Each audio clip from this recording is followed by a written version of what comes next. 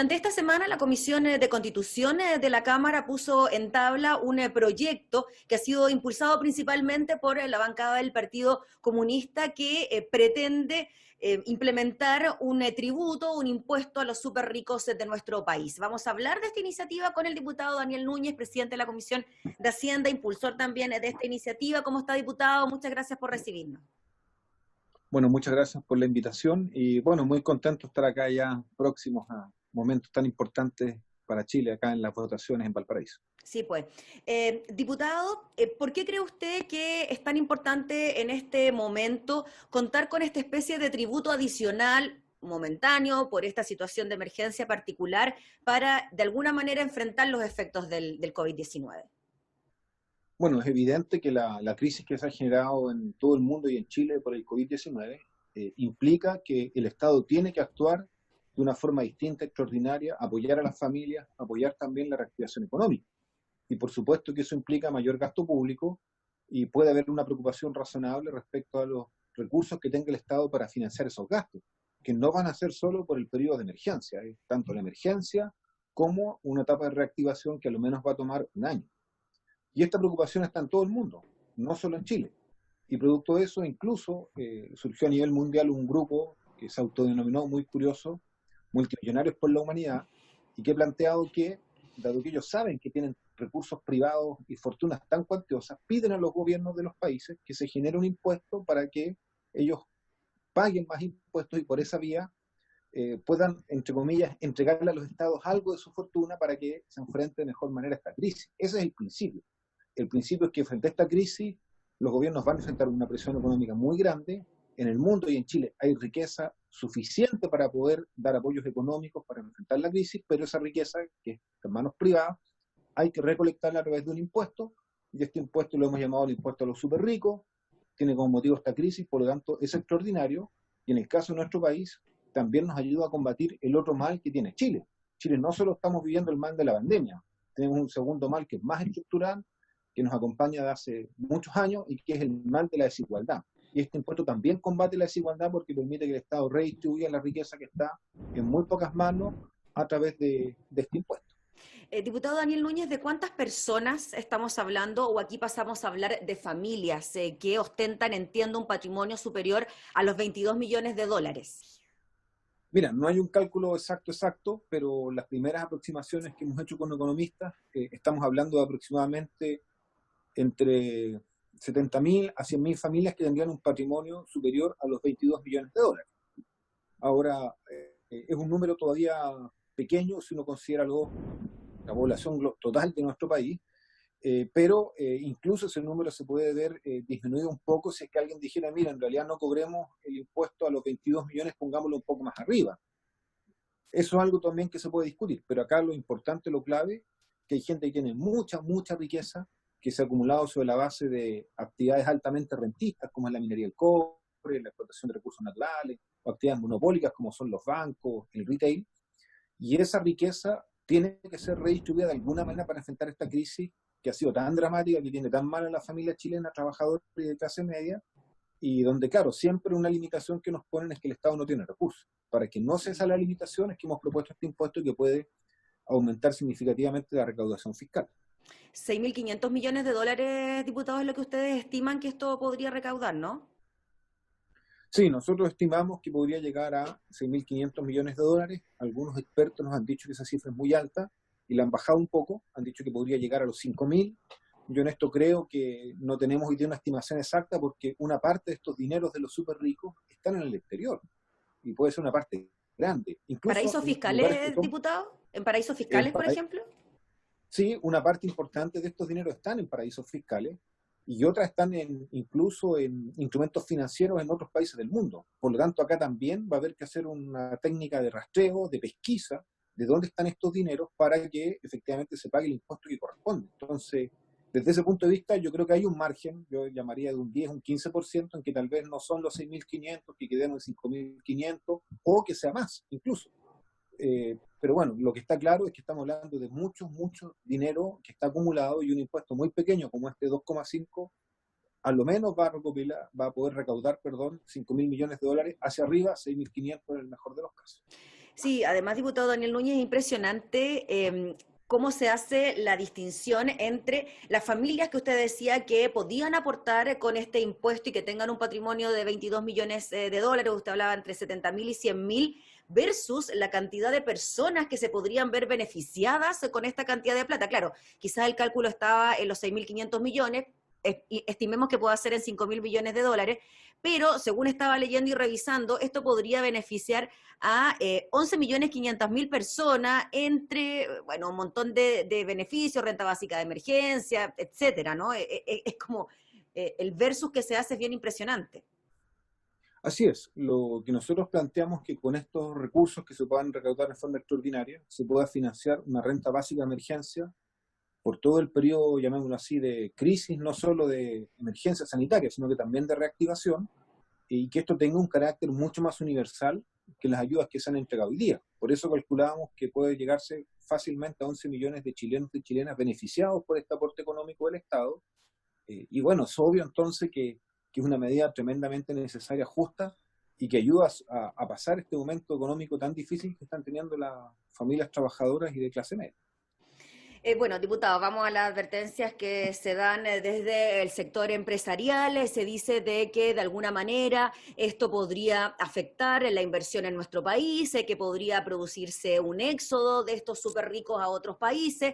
Dan algunos ejemplos como lo que habría ocurrido en Argentina y este éxodo a Uruguay, o lo que también podría haber ocurrido en países como Francia. ¿Qué piensa usted de eso? Buscando, claro, mejores condiciones tributarias para hacer las inversiones. Ese es el argumento que se da. Bueno, lo primero es que hay una tendencia en el mundo hoy día a revalorizar lo que son los impuestos al patrimonio, impuestos directos. Esto es algo que está ya en muchos países europeos, en países de América Latina. Incluso yo constataba este grupo de multimillonarios por la humanidad que está pidiendo que le suban los impuestos. Entonces yo diría en En el que no primero que están acá, chilenos, diputado, no aparece el no, no, multimillonario no, él no chileno está en Chile, en la lista. justamente. Pero lo que quiero decir es que esto es una tendencia mundial. Por lo tanto, acá no vamos contra la tendencia, estamos tratando de sumarnos a algo en un país en el cual los dogmas neoliberales nos han hecho quedar muy rezagados de tendencias mundiales. Entonces, a mí me parece que lo primero es tener en cuenta eso. Ahora, otro tipo de efectos habría que discutirlos, son, en mi opinión, bastante cuestionables. La verdad que hoy día las ganancias que obtienen los grupos económicos en Chile son son muy rentables, por lo tanto es difícil que ellos saquen sus inversiones del país. Y también la pregunta es, ¿qué tipo de desarrollo quiere Chile? La rentabilidad de las inversiones en Chile va a estar dada siempre por la minería, por donde hay empresas monopólicas que abusan y toman el control de un mercado, o vamos a ser capaces de generar una economía más sana, una economía que premie la innovación, que efectivamente sea competitiva, que incorpore valor agregado a nuestros productos. Yo creo lo segundo. Y por eso creo que también la economía en Chile tiene que empezar a buscar capitales que tengan otra lógica y no esta lógica de la ganancia desenfrenada que hoy día nos ha llevado a estos niveles de desigualdad. Así que a juicio mío no se ven estos efectos negativos. Hay tal vez un tema técnico que discutir, que es el cómo hacer la recaudación, porque este tipo de impuestos es más complejo recaudar de otros.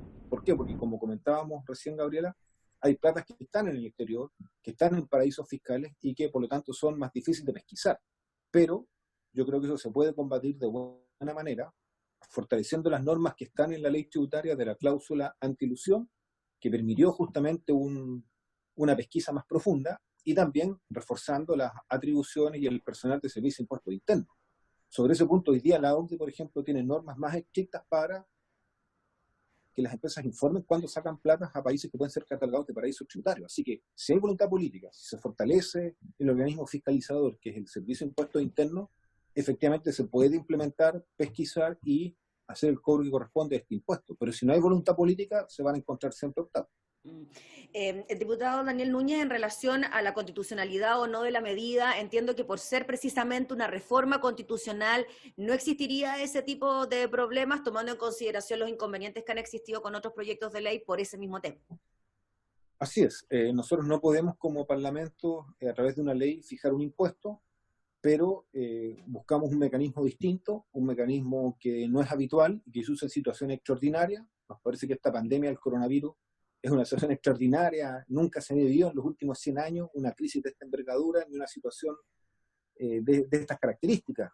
Podríamos tener como comparación la crisis del 30, bueno, casi 90 años atrás. Por lo tanto, ante esta situación extraordinaria, decidimos recurrir a este mecanismo que es la reforma constitucional y fijar este impuesto en la Constitución. Nos parece que es un precedente importante porque lo de un principio de equidad social, de justicia social, de igualdad básico, y también porque son herramientas que se le da al país ante crisis inéditas. Así que desde ese punto de vista la reforma constitucional está fundamentada y por supuesto que es totalmente se da en el marco de la institucionalidad y no podría apelarse a algún vicio de legalidad o a una supuesta inconstitucionalidad. Diputado Daniel Núñez, le quiero preguntar también por lo que está ocurriendo en el Senado con la tramitación del proyecto que permite el retiro del 10% de las AFP. ¿Qué le pareció las 15 indicaciones que se presentaron en la Comisión de Constitución del Senado en la tramitación de la iniciativa? Bueno, yo primero parto valorando algo que se perdió en la Cámara de Diputados y que para nosotros es importante. Es muy importante que se pueda tener efectivamente el fondo de compensación, como se lo ha llamado, que a partir de un criterio progresivo respalde con fondos públicos y con plata que vengan de impuestos a aquellos trabajadores que por retirar su 10% vean mermada en algo su pensión. Puede ser un número pequeño, tal vez sobre todo para la gente que tiene pocos ahorros, pero es un criterio importante porque obviamente no queremos que nadie por enfrentar la crisis y usar el 10% el día de mañana tenga una pensión menor. Y nos parece que este fondo también es una herramienta que el día de mañana puede contribuir a generar las bases de un nuevo sistema de pensiones. Así que esa indicación que fue repuesta en el Senado y la información que leí en la prensa me parece positiva. Hay otras que tenemos que mirar con más detalle, no sabemos cómo vengan, pero yo diría que agregando esto del fondo de compensación, todo el resto lo aprobado en la Cámara debería ser el criterio que yo espero que se respalde en el Senado, y sobre todo no queremos que aparezcan letras chicas, cosas que limiten el uso de este mecanismo, o que pongan algún tipo de pero, de trabas a su utilización. Así que vamos a estar atentos, hay que mirarlo porque por lo menos de lo que hemos leído en la prensa, todavía tenemos algunas dudas de algunas indicaciones que no están muy claras en su redacción. Pero en términos generales, lo más probable es que el proyecto se apruebe en el Senado, ya hay votos del oficialismo a favor de esta iniciativa. Bueno, sabemos que por las indicaciones, precisamente, esto podría volver a una comisión mixta, Cámara de Diputados, Senado, o sea, podría faltar todavía. ¿Cuál cree usted que finalmente va a ser la postura del gobierno, diputado, frente a esta iniciativa? Sabemos que puede presentar un veto, que puede acudir al Tribunal Constitucional, incluso se habló de la posibilidad de plebiscitarlo en cuanto a la decisión popular, pero bueno, hay más de un 86% de personas en Chile que quieren sacar la plata del FP, entonces sería bien raro un plebiscito, pienso.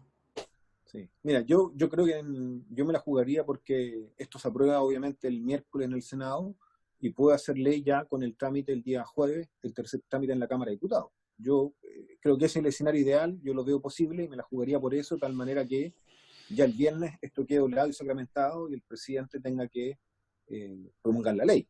Pero evidentemente es razonable pensar que el gobierno puede intentar alguna jugada de último minuto. Yo creo, francamente, que un veto presidencial a esta ley generaría un escenario de protesta social que pone en riesgo la propia presidencia de la República.